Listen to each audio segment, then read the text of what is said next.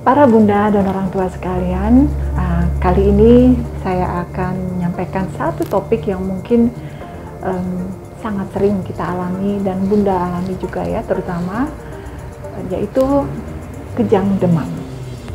Para bunda sekalian, saya sudah menjelaskan dalam pertemuan kita sebelumnya bagaimana kita menangani demam di rumah. Nah, sekarang jika anak kita mengalami kejang, apa yang harus kita lakukan? Nah, ini akan menjadi satu masalah tersendiri ya bunda, yang mungkin saat ini pun sama seperti hal-hal sebelumnya yang namanya anak. Kalau anak kita sakit terutama, siapa orang tua yang tidak panik? Saya akan membantu para bunda sekalian dan para orang tua sekalian menangani satu persatu masalah-masalah yang kita alami di rumah. Ikuti terus ya bunda, dan mudah-mudahan setelah ini bunda akan menjadi lebih jelas. Dan sebelum membawa anak kita ke gawat darurat, setidaknya ada hal-hal tertentu yang bunda bisa lakukan pada anak kita yang sakit, dan terutama sesuai topik hari ini, untuk kali ini yaitu kejang demam.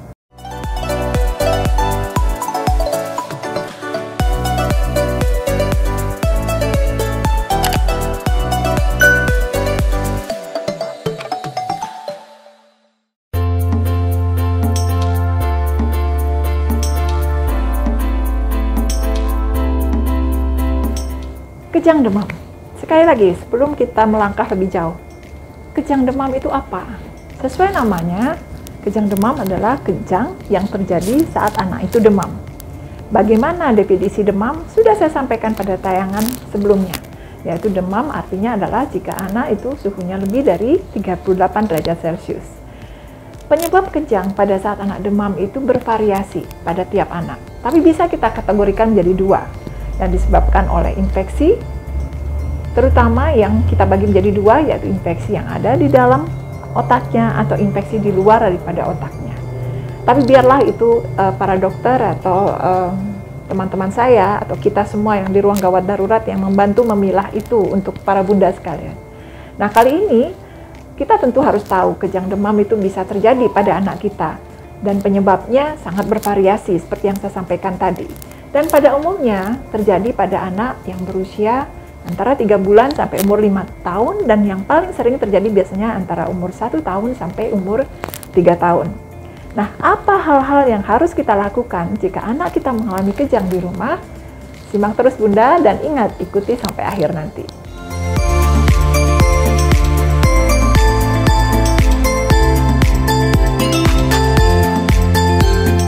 Para bunda, sebelum kita melangkah bagaimana menangani kejang, sebenarnya hal yang tersulit yang kita harus lalui dulu adalah bagaimana mengenali anak kita yang kejang. Perlu pengamatan yang lebih jauh untuk mengenali apakah anak kita mengalami kejang, terutama kejang demam. Yang pertama kita harus tentukan dulu apakah anak kita kejang karena demam atau kejang demam. Untuk itu bunda sekalian, saya mohon jika salah satu saja anak kita atau kakak daripada anak kita sudah pernah mengalami kejang demam, mohon selalu menyediakan termometer di rumah, sehingga kita bisa memastikan bahwa kejang tersebut karena demam. Jadi kita harus tentukan dulu apakah kejang demam itu anak demam terlebih dahulu. Sering sekali bunda terlewat dengan mengatakan saya tidak tahu bahwa anak itu demam. Tapi bunda bisa mengatakan bahwa kaki dan tangannya dingin. Kemudian secara cepat anak itu mengalami demam yang bunda tidak sempat ukur berapa itu, namun kemudian secara beruntun anak langsung mengalami kejang. Bagaimana mengenali kejang? Pada umumnya tangan dan kakinya menghentak-hentak. Tangan dan kakinya menghentak-hentak dan bola matanya melihat ke atas. Yang kedua, bisa saja tangan dan kaki ini kaku secara tiba-tiba. Namun pada umumnya hal yang sama adalah bahwa matanya akan melihat ke satu sisi atau melihat ke atas. Kemudian yang ketiga, pada umumnya anak kehilangan kesadaran. Jadi kalau misalnya mengalami kejang mungkin hanya kaku, kemudian tiba-tiba terjatuh. Langsung sampaikan pada anak, panggil dia. Jika anak tidak berespon, itu artinya anak sudah kehilangan kesadarannya. Bisa jadi yang keempat adalah anak tiba-tiba kencing, tiba-tiba. Ya, tangan kakinya hanya kaku. Bunda tidak menyadari itu demam. Namun di sini bagian atas pada umumnya sudah mulai panas. Jika bunda hanya memegang kaki dan tangannya, tentu bunda tidak akan tahu bahwa anak tersebut demam. Kemudian pada saat itu kencing tiba-tiba, kemudian anak bisa saja hanya mengalami kaku pada tangan dan kaki dan badannya, namun matanya akan melihat kaku ke atas. Nah, ini adalah 4 hal penting yang Bunda harus lihat pada anak-anak kita yang mengalami kejang. Itulah tanda kejang yang pada umumnya kita dapatkan. Saya tidak bicara penyebab kejang pada bayi, karena pada bayi yang susunan sarafnya memang belum matur istilahnya, belum cukup matang, maka manifestasi kejang akan sangat berbeda. Barangkali dalam kesempatan lain akan saya sampaikan kepada para bunda sekalian. Selanjutnya, kita akan sampai pada topik selanjutnya. Ikuti sampai akhir.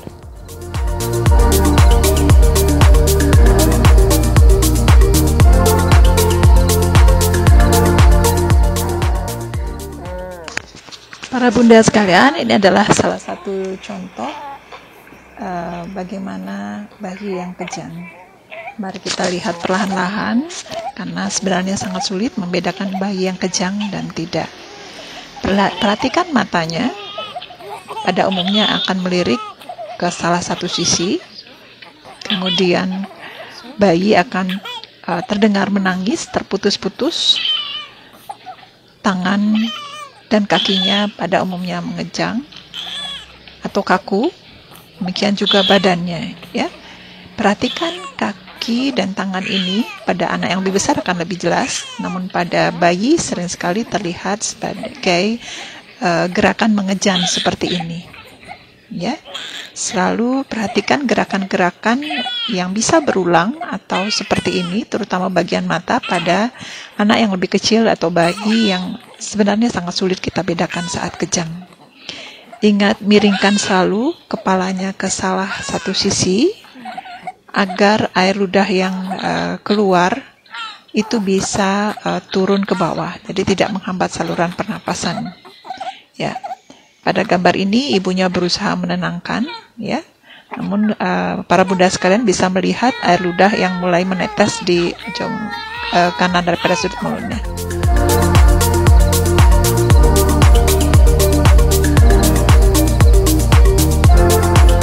Baik, para bunda sekalian, nah sekarang kita sampai dengan bagaimana cara menangani anak kita yang kejang. Yang pertama, tolong bebaskan anak dari benda-benda di sekelilingnya. Longgarkan pakaiannya terutama di daerah leher. Jangan memasukkan apapun, obat-obatan, cairan apapun ke dalam mulutnya. Dan posisikan menyamping kepalanya, sehingga jika dia mengalami muntah akan mengalir ke bagian samping, seperti ini. Ada cara yang aman, yang sebenarnya bisa saya sampaikan dengan lebih detail, tapi ini saya rasa cukup, yaitu posisikan kepalanya menyamping, seperti ini. Ini sambil nanti bunda dan para orang tua sekalian memanggil pertolongan untuk anak kita. Lakukan posisi yang nyaman seperti ini jika memungkinkan, tapi jika tidak, bunda cukup memiringkan kepalanya seperti ini. Sehingga di sini cairan apapun yang keluar pada saat anak kita kejang akan mengalir ke samping, tapi tidak masuk ke dalam, ke belakang, ke dalam saluran nafasnya. Jika bunda memungkinkan bisa melakukan hal ini, terutama pada saat membawa anak kita ke rumah sakit, rekamlah anak saat kejang dengan handphone kita. Kenapa demikian? Karena barangkali saat kita membawa anak kita ke rumah sakit, kejang anak tersebut sudah berhenti. Sehingga kita tidak bisa memberikan gambaran yang lebih baik daripada apa yang kita ceritakan. Nah, mungkin gambar video tersebut akan bermanfaat. Yang lain adalah, jika kejang tersebut disebabkan oleh demam, pastikan kita membantu menurunkan demam saat kejang itu terjadi. Apakah mengompres anak di pelipis, atau jika ini sudah merupakan kejang yang kedua dan ketiga, pada umumnya dokter akan membantu memberikan kita adalah obat-obat penurun panas yang bisa dimasukkan lewat pantat, ataupun obat anti kejang yang bisa dimasukkan lewat pantat. Nah, lakukanlah hal tersebut sementara anak kita kejang. Jangan menekan bagian-bagian kejang, bagian tangan yang saat saya sampaikan ini yang biasanya kaku dan mentak-entak dengan menekannya. Ataupun menekan bagian kaki. Jangan lakukan itu. Cukup jaga dan palingkan wajahnya dan jangan memasukkan apapun lewat mulut. Perhatikan baik-baik area di daerah wajah. Jika anak terlihat pucat, maka ini artinya anak sudah kekurangan oksigen. Saya akan sampaikan dalam segmen selanjutnya kapan kita harus membawa anak kita segera ke ruang gawat darurat. Anak setelah mengalami kejang, dia biasanya akan tertidur. Tapi bukan berarti bahwa anak yang tersebut masalahnya akan selesai. Tentu kita tetap harus mencari tahu apa penyebab kejangnya dan melakukan pemeriksaan yang dianggap perlu. Dalam segmen selanjutnya saya akan sampaikan kapan kita harus membawa anak dengan kejang demam ini ke ruang gawat darurat.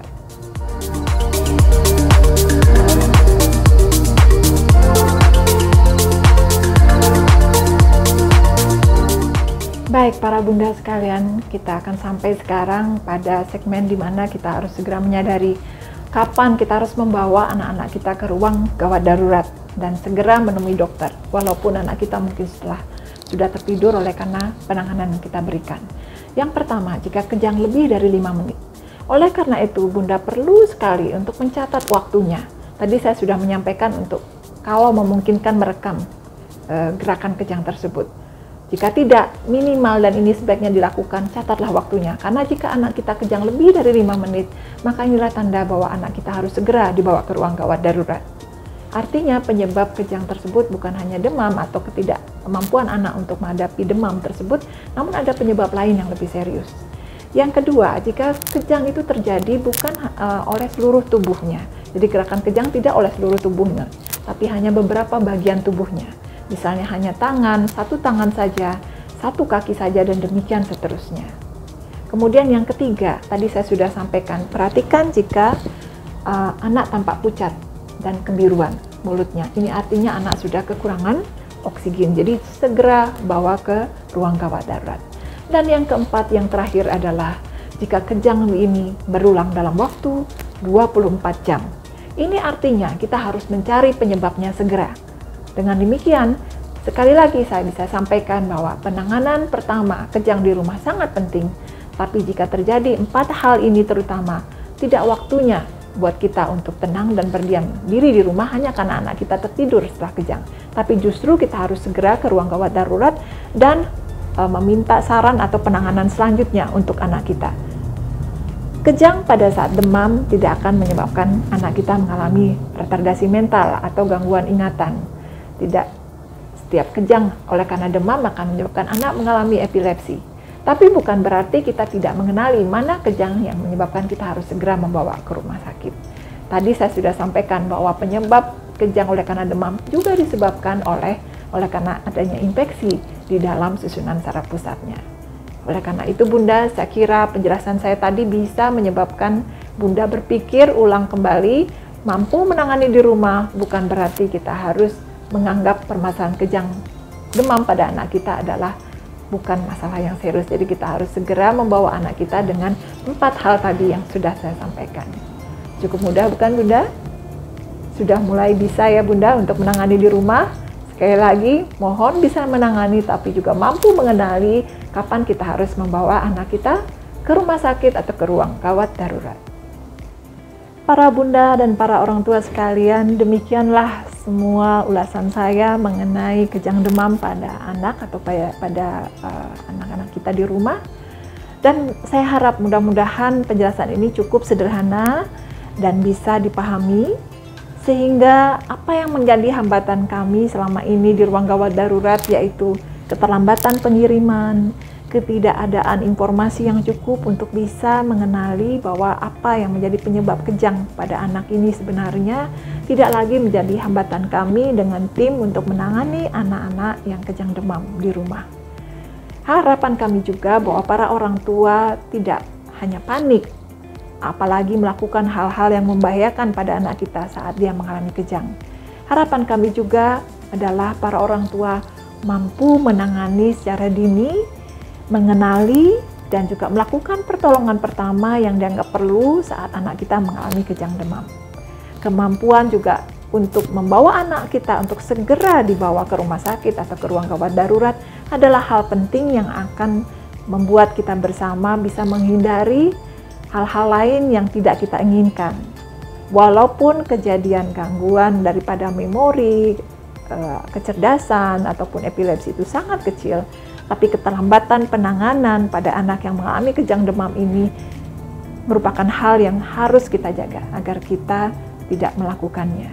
Nah, demikianlah para bunda, topik kita kali ini saya rasa topik yang memang saya sangat sering temui di ruang gawat darurat kami, bisa saya berikan solusinya untuk para bunda sekalian, dan saya harap kita semua bersama saya dan tim di ruang gawat darurat dan bunda juga bersama keluarga nantinya adalah tim bersama yang membuat anak kita menjadi lebih kuat, lebih sehat, dan juga tumbuh kembangnya menjadi lebih baik di masa depan. Terima kasih bunda.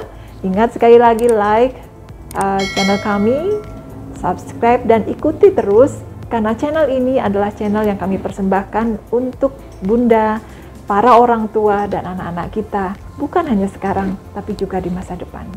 Sampai bertemu kembali.